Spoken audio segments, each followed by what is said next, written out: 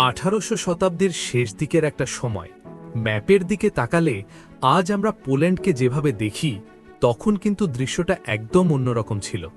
Poland ছিল বিশাল এক স্বাধীন দেশ, কিন্তু তার কপালটা ছিল বড্ড খারাপ। কেন জানেন?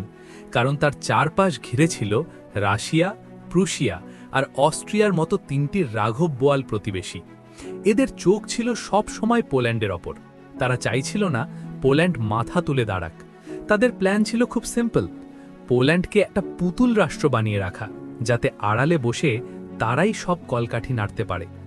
যখনই পোল্যান্ডের কোনো রাজা দেশের আইন বদলাতে যেতেন বা মানুষের অধিকার নিয়ে কথা বলতেন, তখনই এই প্রতিবেশীরা কোনো না কোনো ঝামেলা পাকিয়ে নাক গলাত। কারণ তারা জানত প্রতিবেশী দুর্বল থাকলেই তাদের লাভ সবচেয়ে বেশি।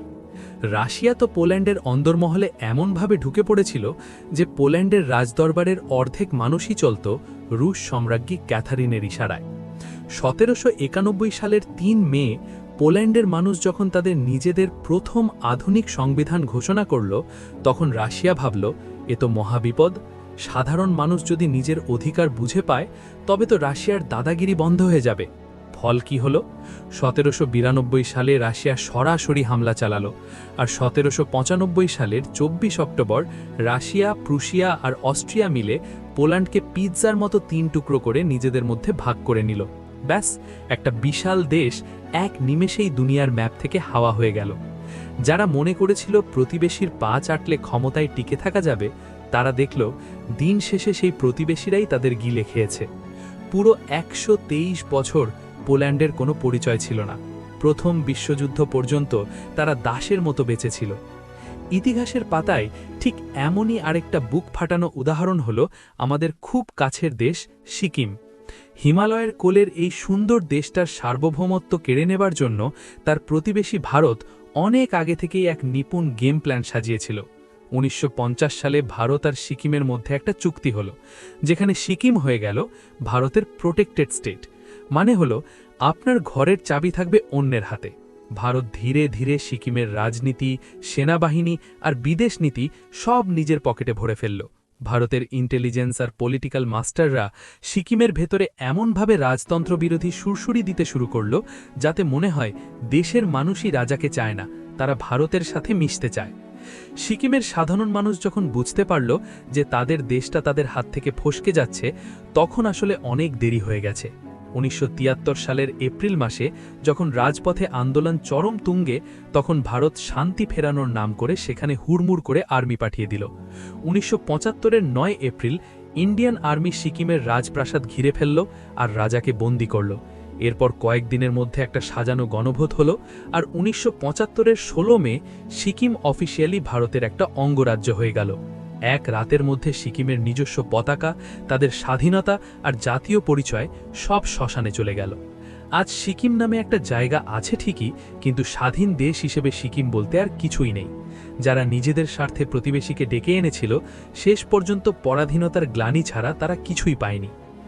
এমন আরও ঘটনা আছে ইতিহাসে, যেমন তিব্বতের কথা ভাবুন।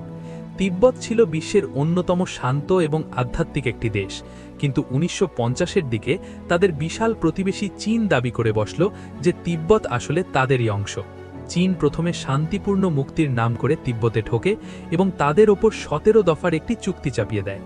তিব্বতীয়রা ভেবেছিল তারা হয়তো তাদের স্বায়ত্তশাসন রক্ষা করতে পারবে, কিন্তু চীন ধীরে ধীরে সেখানে তাদের কমিউনিস্ট আদর্শ চাপিয়ে দেয় এবং তিব্বতের ধর্ম ও সংস্কৃতি ধ্বংস করতে শুরু করে। 1959 সালে যখন তিব্বতের মানুষ তাদের অধিকার রক্ষায় বিদ্রোহ করে, তখন চীন চরম নিষ্ঠুরতায় সেই বিদ্রোহ দমন করে এবং দালাই লামাকে দেশ ছাড়তে বাধ্য করে। আজ তিব্বত বলতে আমরা যা বুঝি, সেখানে তাদের নিজস্ব কোনো রাজনৈতিক অধিকার নেই। এমনকি তাদের সন্তানদের স্কুলে নিজেদের ভাষার বদলে চীনা ভাষা শিখতে বাধ্য করা হয়। একটি পুরো জাতির পরিচয় আজ কেবল ইতিহাসের বইয়ে বন্দী হওয়ার উপক্রম হয়েছে। এই ঘটনাগুলো আমাদের সপাটে একটা সত্য মনে করিয়ে দেয়। যখনই কোনো দেশ নিজের জনগণের শক্তির চেয়ে প্রতিবেশী কোনো বড় দেশের উপর বেশি ভরসা করে, তখনই বুঝতে হবে তার কপালে দুঃখ আছে। এই আগ্রাসী প্রতিবেশীরা কখনোই নিঃস্বার্থ বন্ধু হতে আসে না। তারা আসে কেবল আপনার উপর প্রভাব খাটাতে আর সুযোগ পেলে পুরো দেশটাকে গিলে ফেলতে। ইতিহাস আমাদের চোখে আঙুল দিয়ে দেখায় যে যে জাতি নিজের সার্বভৌমত্ব আর জাতীয় পরিচয় নিয়ে সজাগ থাকে না, তাদের কপালে পোল্যান্ড, সিকিম বা তিব্বতের মতোই নিষ্ঠুর ভাগ্য জোটে। স্বাধীনতা একবার হাতছাড়া হলে তা ফিরে পেতে শত বছর রক্ত দিতে হয়, আর সিকিমের মতো হলে তো সেটা চিরতরেই শেষ। আসল দেশপ্রেম আর একতা ছাড়া কোনো দেশ কোনোদিন টিকে থাকতে পারে না। আমাদের আশেপাশেও যদি কখনো এমন পরিস্থিতি দেখা যায় যেখানে প্রতিবেশী দেশ আমাদের নীতি নির্ধারণে নাক গলাচ্ছে কিংবা আমাদের অধিকার কেড়ে নিতে চাইছে, তখন আমাদের ওই পোল্যান্ড আর সিকিমের করুণ ইতিহাসের কথা মাথায় আনতে হবে। নিজের দেশকে বাঁচাতে হলে আর নিজের নাগরিক অধিকার রক্ষা করতে হলে সবার আগে অন্যের ওপর নির্ভরশীল হওয়ার অভ্যেস ছাড়তে হবে। ইতিহাসের শিক্ষাটা খুব পরিষ্কার। শত্রু যখন বন্ধুর মুখোশ পরে ঘরে ঢোকে, তখন তাকে চেনার একমাত্র উপায় হলো সাধারণ মানুষের সচেতনতা আর টনটনে দেশপ্রেম।